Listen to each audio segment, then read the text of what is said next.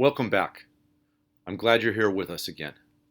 Last week, we asked you to spend some time listening.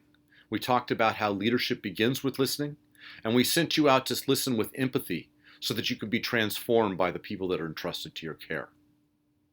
This week, we're going to be talking about what to do with the things that you've been listening to, what to do with the things that you've been hearing.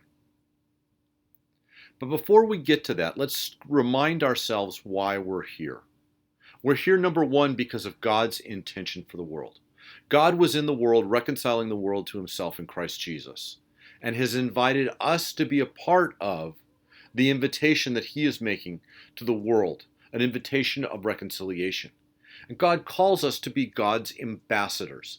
An ambassador is a citizen of one country who goes to live in another country with the express purpose of making for good relations between those two countries.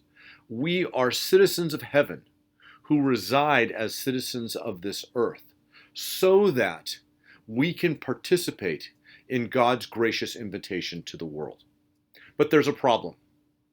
The vehicle that God has used in order to make that invitation is the church. But the church as we know it is calibrated for a world that no longer exists. The world is changing and the church is not keeping up. So what are we going to do about that? That's why we need to innovate.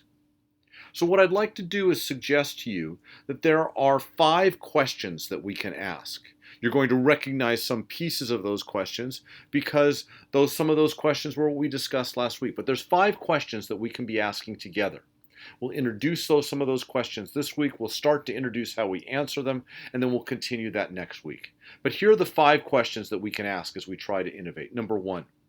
Who are the people entrusted to your care? Number 2, what are the longings and losses of those people entrusted to your care? Number 3, what big lies do your people believe that prevent them from hearing the good news of the gospel?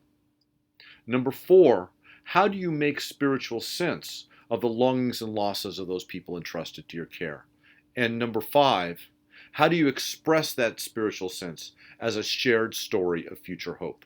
We're going to lay the groundwork for how do we address those questions this week, and then we'll address them even further next week, and then we'll describe the following week a process for how we can put it all together.